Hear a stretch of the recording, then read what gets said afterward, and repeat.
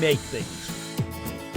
We use our hands, minds, and machines to build, to fix, to improve.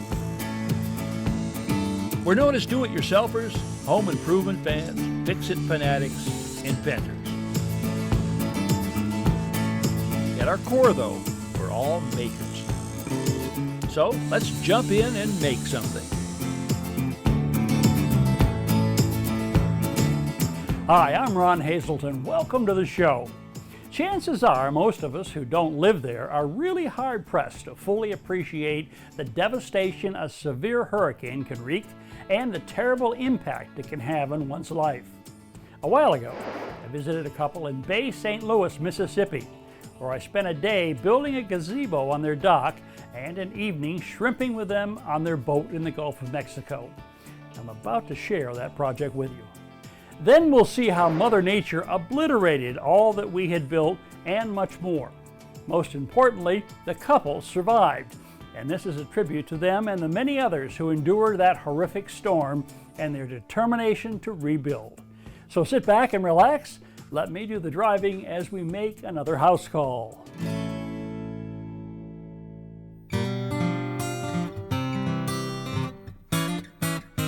I was just reading an email from a couple of friends of mine who live down on the Mississippi Gulf Coast. They were directly in the path of Hurricane Katrina. They're saying here that they have lost everything. So to give you an idea of what that means to them and so many other people down in that area, I'd like to go back and start at the beginning of the story. Commercial fisherman Tim Tillman and his wife Yvonne docked their own shrimp boat in their backyard here in the town of Bay St. Louis.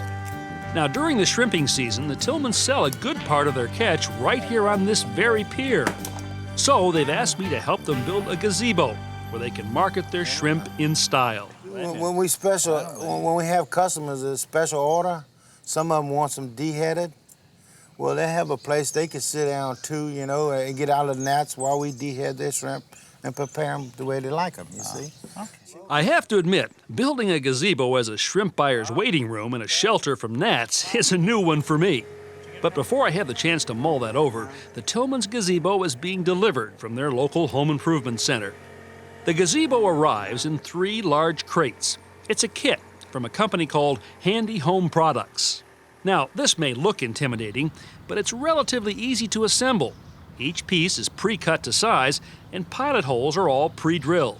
But for you guys, first decision is, do we want this up to the edge of the deck here, or do you want to set it back a bit? What are you thinking? Well, we thought maybe if it's set off a little bit, well, we'd still give us room to work on our boat and walk around it, Walk around it, okay. So what do you think? Maybe back, something like this?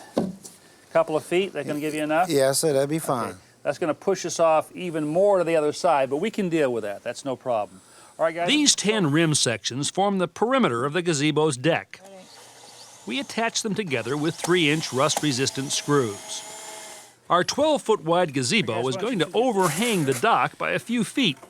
We'll deal with that by installing some support posts later on. All right, guys, the rim's done. You can sort of think of this like the spokes of a giant wheel. These spokes are the joists on which we'll install the deck or floor of the gazebo. We'll attach one end of the joist to the rim and the other to this center block. Give it some juice, Timmy. Push it hard. Go, Timmy, go. Go, Timmy, go. Okay, great. Okay, well, that takes care of our flooring system, guys. Now, over here, of course, where we've had the cantilever out over the edge of the deck, I've just put in some 4x4 posts, clamped them to the rim joist right here, and set everything on these concrete blocks. So this is going to be our support system over here. Okay. So we're ready to put some decking down. This does, okay. If you want to, I'll just carry this over. You guys, why don't you guys come over and I'll hand it to you so you can drop it in. These are all pre-nailed, kind of pie-shaped wedges here. Okay, if you eat on each side maybe. It should just drop right into that, each one of these sections here. That's pretty slick, huh? While Tim and Yvonne have been laying the floor sections in place, I've trimmed our support posts and am now attaching them to the rim with galvanized nuts and bolts. Last section, guys. Last piece. Put it in there. There we go. Just like a piece of pie, okay? Finally, I drop a cover over the center block while Tim and Yvonne attach the individual floor sections to the rim and joists with screws. Floor's done, wall's next. Now that's going to go up, and these are in sections. These are really nice. They're lightweight. They're chamfered on the ends here, so they'll sit up here on the edge of the deck like this. Okay. And then what we're going to be doing is we're going to be screwing these sections together on the edges right here first, work our way all the way around. Okay. And then we'll attach it to the deck, all right? Okay. Well, it looks like Tim and Yvonne have the hang of this, so I'm going to sneak off to check out Tim's latest catch. I wonder where Ron's at. Oh, hey, Common. Look, well, now we know where he's been. Look what I found. That's a He's been bag in of the oysters. That oysters. must be a 100-pound bag of oysters up there. And I figured I just got to try this out. No? Go Ron. Hot dog. That's a Louisiana man there. Whoa. Oh, yes, indeed. Yeah, an You guys official have been making a lot Cajun. of progress here. We knew we had something in common. I think we have a few things in common. In common, yeah. So you got all the wall sections up. This is the door frame? Yeah, this is the Yeah. door frame. Yeah. Now what about this? Are we going to have to step over this? No, I'm just kidding. This is just temporary. This will come out once we get the frame set. Oh, okay. Just to keep everything together now. Okay. And you're gonna we'll put the other door, I think, on the other side of the dock over there. Uh-huh. All right. So, Hey, I listen, don't want to hold you up. I'll show Well, I you. know where we can find you at now. Yeah, over at the oysters. At the shucking table. Carry on, lads and lasses. All right. After I've had my fill from the backyard raw bar, I rejoin Tim and Yvonne and help them put up the final few wall sections. Now, we've screwed all these sections together along the edge, but what's really going to give them their strength is this piece of wood right here. It's called a gusset. It goes right across the joint here. This one happens to be cut on an angle to follow the angle of the gazebo here. And all we're going to do is we're going to lay this in place like so, and take some screws and screw it right into the top of the frame here. With our gussets in place, we're ready to start putting the roof together. We'll actually begin our assembly on the deck. This is the first part of the roof. These are our first two rafters right here. And like the floor down here, we're going to attach them to this center block right here. So guys, what I need you to do is lift them up so that they're a little bit further, Tim. A little bit further. Right there. That's good. Okay, let me put a screw in here. Okay, guys, we're going to come up with it, flip it over. Probably have to go under your brace there, hon. We drive in a couple more screws and are now ready to raise the roof. All right, now for the fun part. We got to go up on the roof. I'll hold this, guys. Why don't you get on the ladders and I'll hand it up to you. It takes a little maneuvering between Tim and Yvonne to get our first set of rafters placed squarely on the gussets. Then we secure them in place. In all, we'll put up 8 rafters, securing each one to both the gusset and the center block. Roof sheathing. Rafters are up. We set these pre-cut wedge-shaped plywood sheathing panels on top of the rafters, then attach them with 6-penny galvanized nails. Well, the sheathing's up. Time to make this watertight. This is 15-pound roofing felt. I'm going to put this on top, starting down here at the bottom first. We staple these sheets to the plywood sheathing, overlapping each row about 6 inches. Next, Tim and Yvonne install a metal drip cap around the edge of the roof to keep water from seeping into the plywood sheathing. Well, as the sun is sitting over the bayou, I think we should put some shingles up here. This is the starter course, Tim, right here. So we're going to flip these over, put the top side of the shingle down. The starter course is applied face down along the entire edge of the roof. Now, with that first shingle down, bottom side up, if you will, we're going to go back and we're going to put right on top of that the first course of shingles with the grit side up. Well, Rome wasn't built in a day, and the same holds true for gazebos. So the next morning, Tim and I pick up where we left off, and before coffee break, the rest of our shingles are up. Next, Tim encloses the space between the roof and the wall panels with a piece of wood called a fascia board. Yvonne, Yes. this is the sill. It goes right on top of the railing up here. Just sits right in like this. And if you do this one over here, just run the screws right in. Just 2 screws per sill.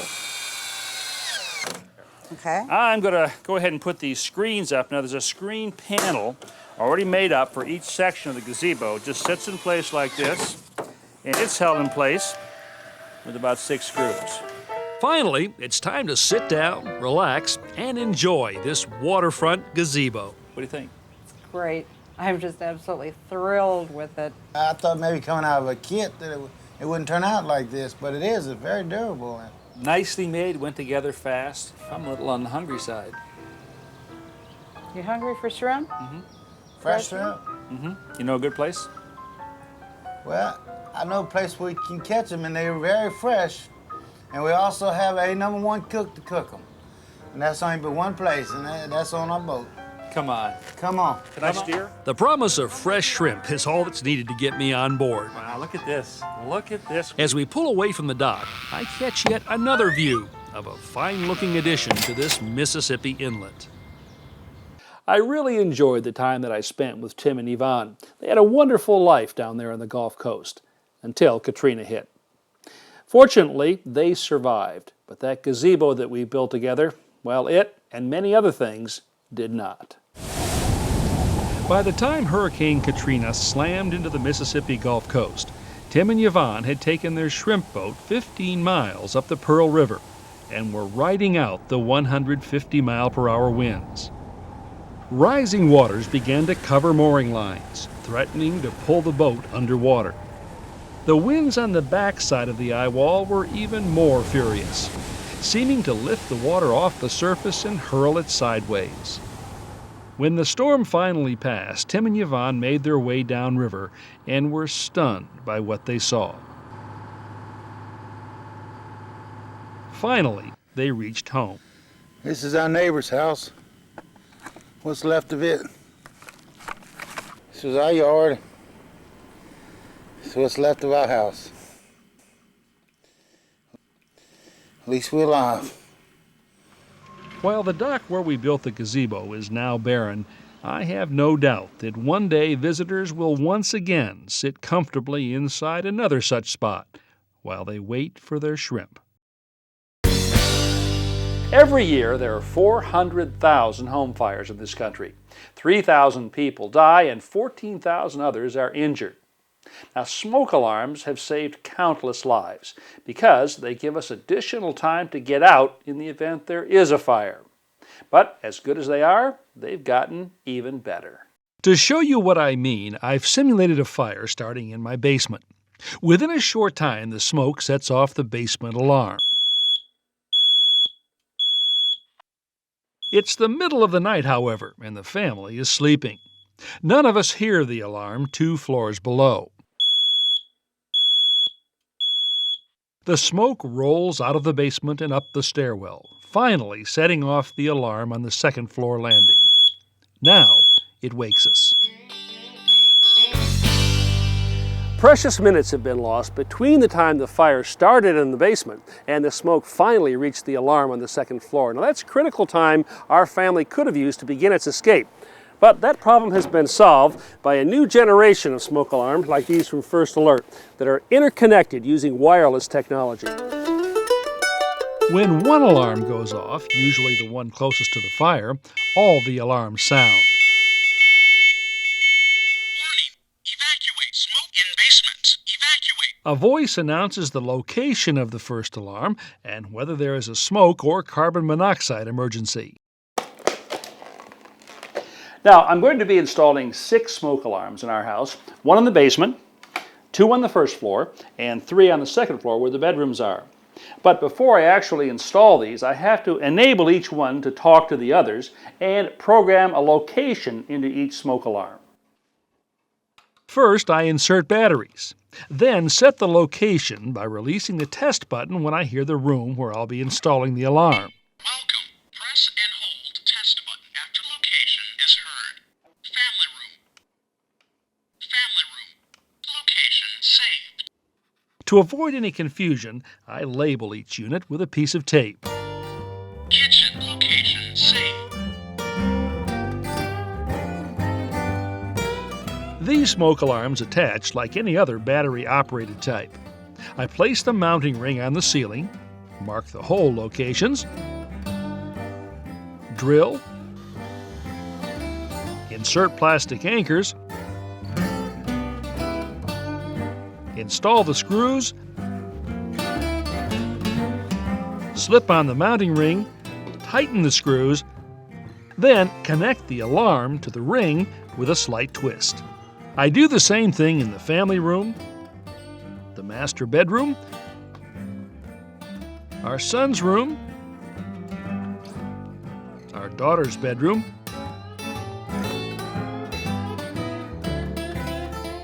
and finally, the basement. I've got all 6 wireless alarms installed. Now the final thing I have to do is conduct a test, which I'll do from down here in the basement. Testing. Warning. Evacuate. Smoke in basement. Smoke in basement. Smoke in basement. Smoke in basement.